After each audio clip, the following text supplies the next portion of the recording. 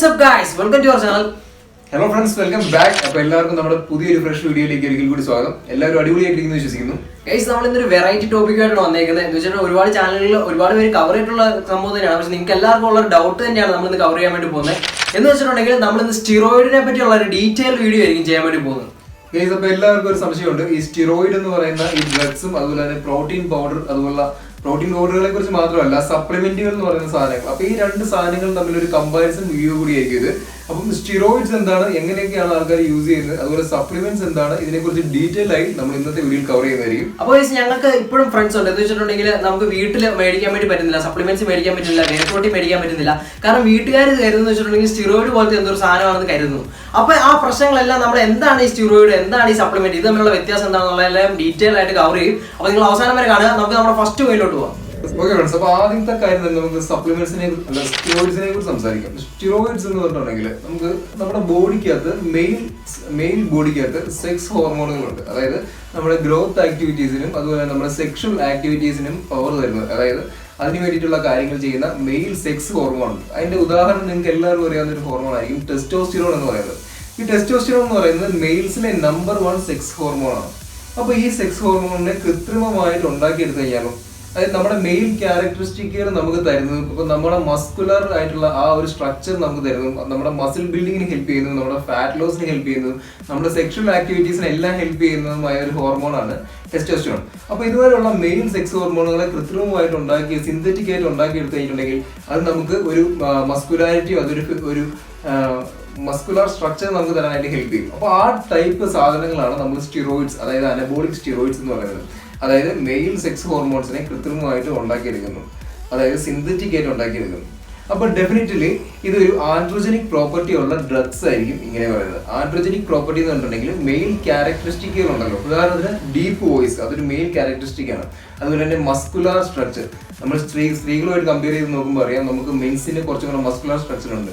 അതുപോലെ തന്നെ പല മെയിൽ ജെനറ്റാലിയസും, അതായത് ജെനറ്റിക്കലായിട്ടുള്ള മെയിൽസിന് പല പല ക്യാരക്ടറിസ്റ്റിക്കുകളുണ്ട്. ഇതൊക്കെ ഉണ്ടാക്കിയെടുക്കാൻ കഴിയുന്ന ഡ്രഗ്സ് ആണ് ആൻഡ്രോജനിക് എന്ന് പറയുന്നത്. അപ്പം ഈ ആൻഡ്രോജനിക് പ്രോപ്പർട്ടീസ് ഉള്ള സിന്തറ്റിക് ആയിട്ട് ഉണ്ടാക്കിയെടുക്കുന്ന മെയിൽ സെക്സ് ഹോർമോൺസ് തന്നെയാണ് സ്റ്റിറോയിഡ്സ് എന്ന് നമുക്ക് പറയാനായിട്ട് സാധിക്കും. അപ്പോൾ സ്റ്റിറോയിഡ്സ് എന്നാൽ നിങ്ങൾക്ക് ഏകദേശം ധാരണ കിട്ടി കാണും. അപ്പോൾ ഇത് പക്ക സിന്തറ്റിക് ആയിട്ടുള്ള ഒരു സാധനമാണ്. അത് മാത്രമല്ല ഇതൊരു പ്രിസ്ക്രിപ്ഷണൽ ഡ്രഗ് കൂടെയാണ്. പ്രിസ്ക്രിപ്ഷണൽ ഡ്രഗ് എന്ന് പറഞ്ഞാൽ എന്താണ് ഫ്രണ്ട്സ്? പ്രിസ്ക്രിപ്ഷണൽ ഡ്രഗ് എന്ന് പറഞ്ഞിട്ടുണ്ടെങ്കിലും നമ്മുടെ ഡോക്ടേഴ്സ് അല്ലെങ്കിൽ മെഡിക്കൽ പ്രൊഫഷണൽസ്, എസ്പെഷ്യലി ഡോക്ടേഴ്സ് തന്നെ, അവര് അസുഖങ്ങൾക്ക് വേണ്ടി പ്രിസ്ക്രൈബ് ചെയ്യാതെ അവരുടെ അത്രയ്ക്കും എക്സ്പേർട്ട് ആയിട്ടുള്ള ഒരു മെഡിക്കൽ പ്രൊഫഷണൽ പ്രിസ്ക്രൈബ് ചെയ്യേണ്ട ഡ്രഗ്സ് ആണ് ഈ സ്റ്റിറോയിഡ്സ്, അനബോളിക് സ്റ്റിറോയിഡ്സ് എന്ന് പറയുന്ന സാധനം. അതായത് ഈ അനബോളിക് എന്ന് പറഞ്ഞാൽ നമുക്ക് ആ പേരിനെ കുറിച്ച് നമുക്ക് ജസ്റ്റ് ഒന്ന് നോക്കാം. അതായത് അനബോളിക് എന്ന് പറഞ്ഞിട്ടുണ്ടെങ്കിൽ ടിഷ്യൂ ബിൽഡിംഗ് എന്നാണ് അതിന്റെ അർത്ഥം. അപ്പം നമ്മുടെ ബോഡിക്ക് അത് നാച്ചുറൽ ആയിട്ടും ടിഷ്യൂ ബിൽഡിംഗ് ഏജൻസ് ഉണ്ട് നമ്മുടെ ബോഡിക്ക് അത് നാച്ചുറൽ ആയിട്ടും. അതായത് നമ്മുടെ ഈ ഹോർമോൺസ് ഒക്കെ നോർമൽ നാച്ചുറൽ ആയിട്ട് നമ്മുടെ ബോഡിക്കകത്തുള്ള അനബോളിക് ഏജൻസ് ആണ്, അതായത് ടിഷ്യൂ ബിൽഡിംഗ് ഏജൻസ് ആണ്. ഈ സാധനത്തിന്റെ എന്തെങ്കിലും ഒരു കുറവുകളൊക്കെ വന്നു കഴിയുമ്പോൾ ഡോക്ടേഴ്സ് പ്രിസ്ക്രൈബ് ചെയ്യാറുണ്ട് നിങ്ങൾക്ക്. അതായത് ഇത് ഒരു ഉദാഹരണം പറഞ്ഞിട്ടുണ്ടെങ്കിൽ ഓസ്റ്റിയോപോറോസിസ് എന്ന് പറയുന്ന ഒരു ഡിസീസ്, അതായത് നമ്മുടെ ബോൺസ് നമ്മൾ ചുമയ്ക്കുമ്പോൾ പോലും ബോൺസ് ബ്രേക്ക് ആയി പോകുന്നത് രീതിയിലുള്ള സിവിയർ ആയിട്ടുള്ള ഒരു ഡിസീസാണ്. അതായത് നമ്മുടെ ബോൺസ് എപ്പോഴും റീബിൽഡിങ് നടക്കുന്നുണ്ട്. അതായത് പഴയ ബോൺസ് പോയിട്ട് പുതിയ ബോൺസ് റീബിൽഡിങ് നടക്കുന്നുണ്ട്. ഈ പോകുന്നത് കറക്റ്റായി നടക്കും, പക്ഷെ റീബിൽഡിങ് പ്രോപ്പറായിട്ട് നടക്കാത്ത ഒരവസ്ഥയിൽ ബോൺസിന്റെ സ്ട്രെങ്ത് കുറഞ്ഞ് അത് പെട്ടെന്ന് വീക്കായി പോകുന്ന ഒരു അവസ്ഥയുണ്ട്. അതുപോലുള്ള അസുഖമാണ് ഓസ്റ്റിയോപോറോസിസ് എന്ന് പറയുന്നത്. അപ്പൊ ഇതുപോലുള്ള അസുഖങ്ങളൊക്കെ ട്രീറ്റ് ചെയ്യാനും പിന്നെ സെക്ഷൽ ആയിട്ടുള്ള ഡിസോർഡേഴ്സിനെയൊക്കെ ട്രീറ്റ് ചെയ്യാനും പ്യൂബർട്ടി അറ്റൈൻ ചെയ്യാത്തതൊക്കെ ട്രീറ്റ് ചെയ്യാനും വേണ്ടിയിട്ട് ഡോക്ടേഴ്സ് മെഡിക്കലി റെഫർ ചെയ്യുന്ന, അതായത് മെഡിക്കൽ പ്രിസ്ക്രിപ്ഷന് വേണ്ടി മാത്രം യൂസ് ചെയ്യേണ്ട ഡ്രഗ്സ് ആണ്. അതായത് ഞങ്ങൾ വീണ്ടും എടുത്തു പറയുന്ന ഡ്രഗ് ആണ് അനബോളിക് സ്റ്റിറോയിഡ്സ് എന്ന് പറയുന്ന സാധനം. അപ്പൊ നിങ്ങൾക്ക് കാര്യം മനസ്സിലായി കാണും. പക്ഷെ അൺഫോർച്ചുനേറ്റ്ലി പല ആളുകളും ഇതിനെ ബോഡി ബിൽഡിംഗ് ഇൻഡസ്ട്രിയിലും, കാരണം നിങ്ങൾക്ക് അറിയാം മസ്കുലൈൻ ഒരു ആൻഡ്രോജനിക് പ്രോപ്പർട്ടി ഇതിലുണ്ടെന്ന് നമ്മൾ പറഞ്ഞു, അതായത് മെയിൽ ക്യാരക്ടറിസ്റ്റിക് കൂട്ടാനായിട്ട് ഇതിന് സാധിക്കുമെന്ന് നമ്മൾ പറഞ്ഞു. അതുകൊണ്ട് തന്നെ ഇത് പല ആൾക്കാരും ലീൻ മസിൽ മാസ് ബിൽഡ് ചെയ്യാനും അതുപോലെ തന്നെ ഫാറ്റ് പെർസെന്റേജ് കുറയ്ക്കാനും ഒക്കെ ആയിട്ട് ബോഡി ബിൽഡിംഗ് ഇൻഡസ്ട്രിയിൽ ധാരാളമായിട്ട് യൂസ് ചെയ്യുന്നുണ്ട്. അപ്പൊ ഇത് എങ്ങനെയൊക്കെയാണ് ഇത് യൂസ് ചെയ്യപ്പെടുന്നത് എന്ന് നമുക്ക് അടുത്തായിട്ട് നോക്കാം. ഓക്കെ, അപ്പം സ്റ്റിറോയിഡ് എന്ന് പറഞ്ഞിട്ടുണ്ടെങ്കിൽ ആളുകൾ ഉപയോഗിക്കുന്ന 3 ഡിഫറെന്റ് ആയിട്ടുള്ള ടൈപ്പുകളാണ്. അപ്പൊ നമുക്ക് എല്ലാവർക്കും കോമൺ ആയിട്ട് അറിയാവുന്നതെന്ന് വെച്ചിട്ടുണ്ടെങ്കിൽ ഇഞ്ചക്ഷൻ മെത്തേഡ് തന്നെയാണ്. അപ്പൊ അത് കൂടാതെ വേറെ 2 മെത്തേഡ്സും ഉണ്ട്. അപ്പൊ അത് കൂടാതെയുള്ള മെത്തേഡ്സ് എന്ന് വെച്ചിട്ടുണ്ടെങ്കിൽ പിൽസ് ആയിട്ട് ഇത് വേണം നമുക്ക് കഴിക്കാം. ഇഞ്ചക്ഷൻ ഉണ്ട്, അതുപോലെ തന്നെ പിൽസ് ആയിട്ട് ഗുളികയായിട്ട് ഇത് നമുക്ക് കഴിക്കാൻ വേണ്ടി സാധിക്കും. അതുപോലെ തന്നെ മറ്റേ ആളുകൾ ചെയ്യുന്നതെന്ന് വെച്ചിട്ടുണ്ടെങ്കിൽ ഇത് കയ്യിൽ ജെല്ല് പോലത്തെ സംഭവങ്ങൾ അല്ലെങ്കിൽ ഓയിൽ പോലത്തെ സംഭവങ്ങൾ കിട്ടും, ഈ സ്റ്റിറോയിഡ് സംഭവം. അപ്പൊ ഈ സാധനം തേച്ച് കഴിയുമ്പോഴത്തേക്കും നമ്മുടെ ശരീരത്തിനുള്ളിലോട്ട് ഇത് കയറിക്കോളും, എന്നിട്ട് സ്റ്റിറോയിഡ് ആക്ടിവിറ്റീസ് എല്ലാം ചെയ്യും. അപ്പൊ ഇങ്ങനെ 3 രീതിയിലാണ് ആളുകൾ ഇത് കൺസ്യൂം ചെയ്യുന്നത്. അപ്പൊ ഇങ്ങനെ നോക്കുകയാണെന്നുണ്ടെങ്കിൽ ഈ ചില ആളുകൾ എന്ന് പറഞ്ഞിട്ടുണ്ടെങ്കിൽ പല ടൈപ്പ് സ്റ്റിറോയിഡ് എന്ന് വെച്ചിട്ടുണ്ടെങ്കിൽ നമ്മളിപ്പോ തന്നെ പറഞ്ഞു ലീൻ മാസ് ഡെവലപ്പ് ചെയ്യാൻ വേണ്ടി, അതുപോലെ തന്നെ ഫാറ്റ് കുറയ്ക്കാൻ വേണ്ടി, അങ്ങനെ പല ആവശ്യങ്ങൾക്ക് വേണ്ടിയിട്ട് ഈ സ്റ്റിറോയിഡ് ഉപയോഗിക്കുന്നുണ്ട്. അപ്പൊ ചിലരെന്ന് പറഞ്ഞിട്ടുണ്ടെങ്കിൽ ഈ സ്റ്റിറോയിഡ് എല്ലാം കൂടെ ഒരുമിച്ച് ഉപയോഗിക്കും. അതിന് സ്റ്റാക്കിംഗ് അപ്പ് എന്നാണ് പറയുന്നത്, സ്റ്റാക്കിംഗ് ചെയ്യുക എന്നാണ് പറയുന്നത്.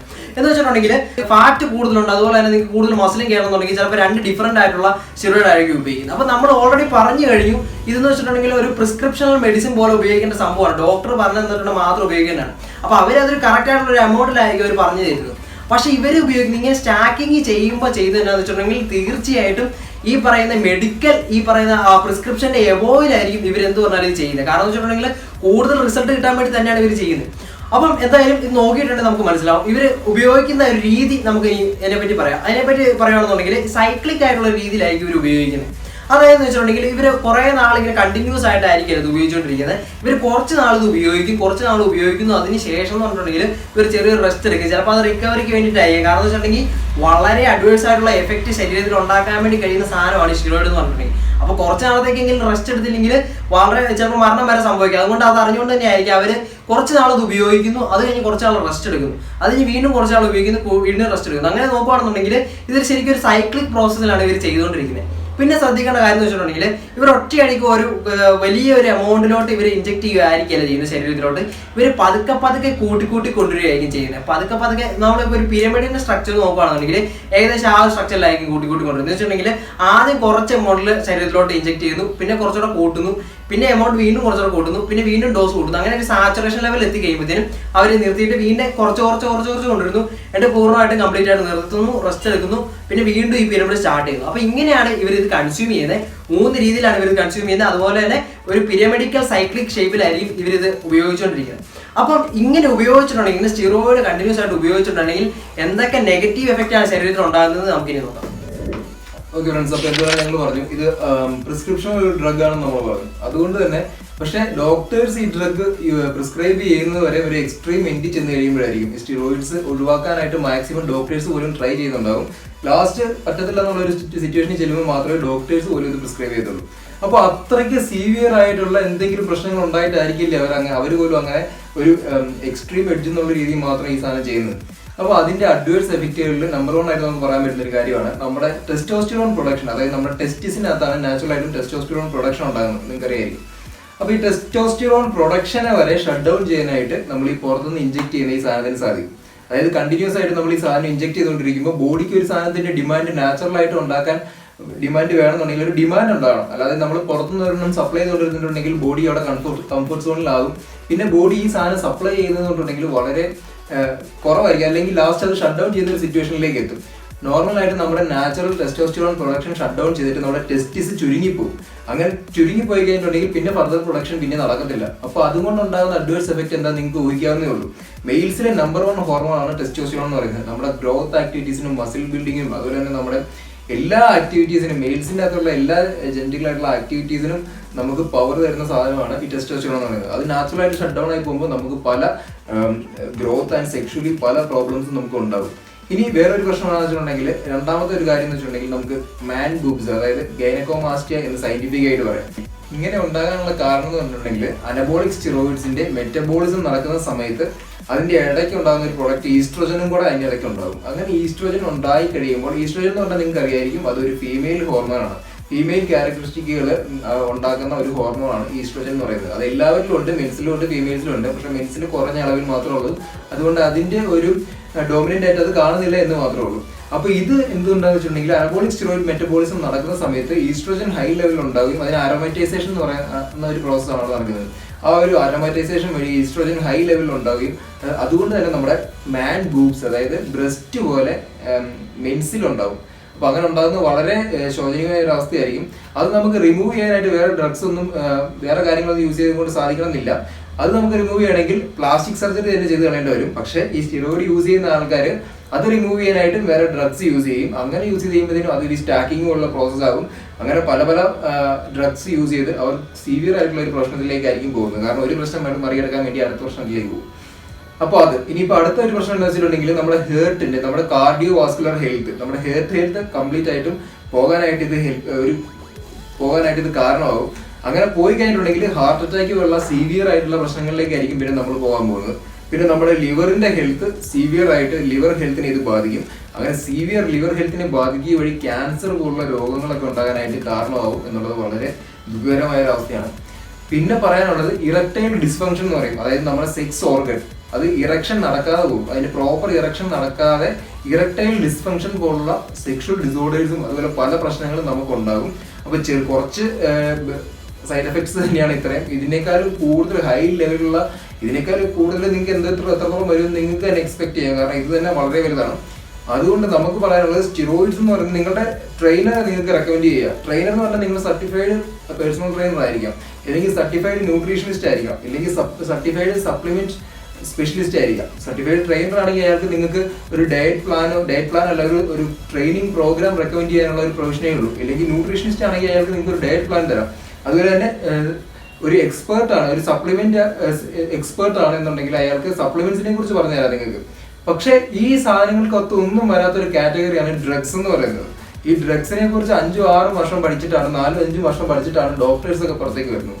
അപ്പൊ അങ്ങനെ ഡ്രഗ്സിനെ കുറിച്ച് അറിയാവുന്ന ഒരാൾക്ക് മാത്രം നിങ്ങൾക്ക് നിർദ്ദേശിക്കാൻ പറ്റുന്ന കംപ്ലീറ്റ്ലി പ്രിസ്ക്രിപ്ഷണൽ ആയിട്ടുള്ള ഒരു ഡ്രഗ് ആണ് സ്റ്റിറോയിഡ്സ് എന്ന് പറയുന്നത്. അപ്പോൾ അതുകൊണ്ട് യാതൊരു കാരണവശാലും നെക്സ്റ്റ് ടൈം നിങ്ങൾ ആര് പറഞ്ഞു കഴിഞ്ഞാലും നിങ്ങൾ സ്റ്റിറോയിഡ്സ് യൂസ് ചെയ്യരുത്. അതാണ് ഞങ്ങൾക്ക് നിങ്ങളോട് ഇത്രയും ഡീറ്റെയിൽ ആയിട്ട് പറയാനായിട്ടുള്ളത്.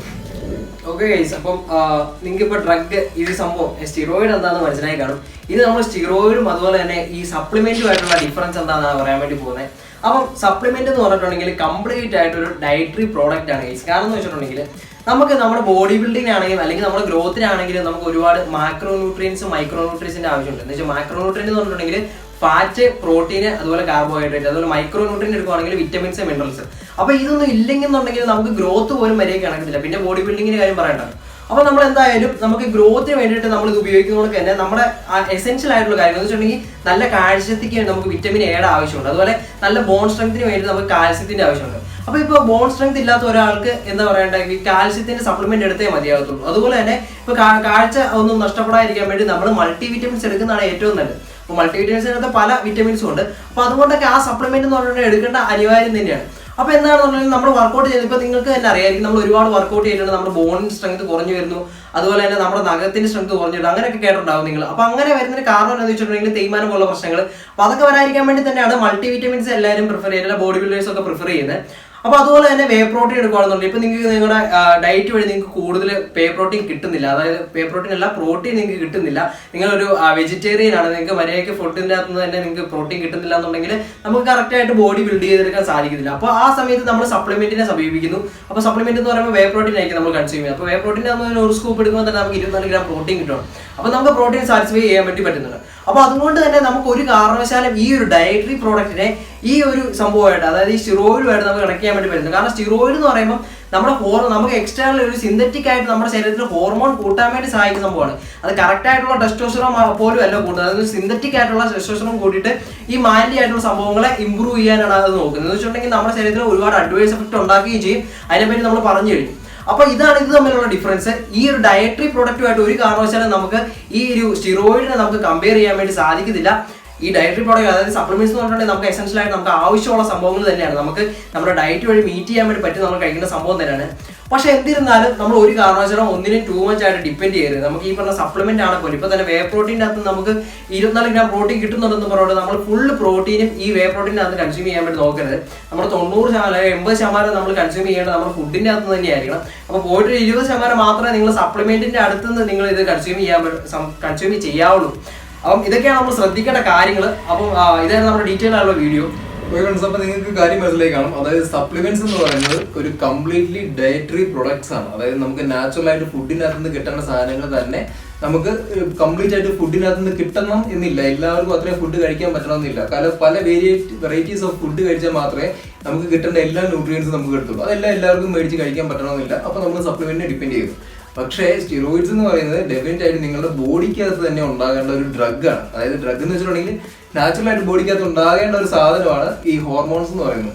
അപ്പൊ അത് പുറത്തുനിന്ന് കൊടുക്കുന്നതിനാണ് നമ്മൾ ഡ്രഗ്സ് എന്ന് പറയുന്നത്. അപ്പൊ ഡെഫിനറ്റ് ആയിട്ടും യാതൊരു വിധത്തിലുള്ള ഡ്രഗ്സിന്റെ അബ്യൂസ് നിങ്ങൾ ചെയ്യരുത്. ഫുഡ് നമ്മൾ കഴിക്കേണ്ട സാധനമാണ്. അപ്പൊ അതിനെ റീപ്ലേസ് ഒരിക്കലും ചെയ്യരുത്.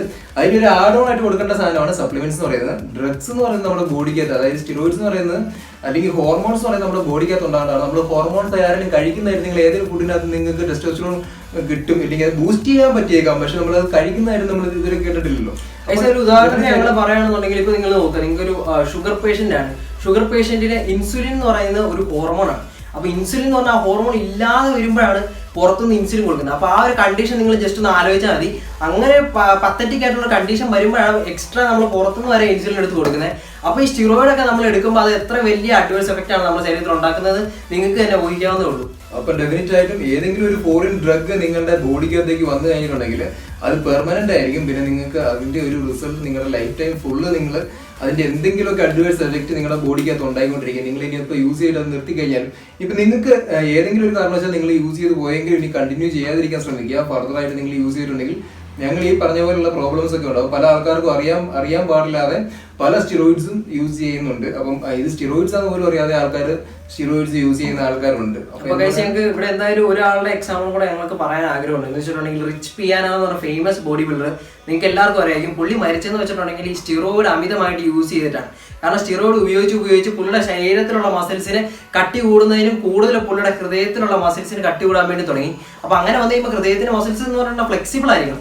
അതിൽ ഒരുപാട് കട്ടി കൂടാൻ വേണ്ടി തുടങ്ങിയപ്പോൾ ബ്ലഡ് വരെയൊക്കെ പമ്പ് ചെയ്യാൻ വേണ്ടി സാധിച്ചില്ല. അപ്പൊ അങ്ങനെ ഹാർട്ട് അറ്റാക്ക് പോലുള്ള എന്തോ ഒരു പ്രശ്നം, ഹൃദയ സംബന്ധമായ പ്രശ്നം കൊണ്ടാണ് പുള്ളി മരിക്കുന്നത്. ഓവറായിട്ട് സ്റ്റിറോയിഡ് കൺസ്യൂം ചെയ്യുമായിരുന്നു പുള്ളി. റിച്ച് പിയാനോ നിങ്ങൾ ഇന്റർനെറ്റിലോ യൂട്യൂബിലൊക്കെ സെർച്ച് ചെയ്തിട്ടുണ്ടെങ്കിൽ നിങ്ങൾക്ക് അറിയാൻ വേണ്ടി സാധിക്കും.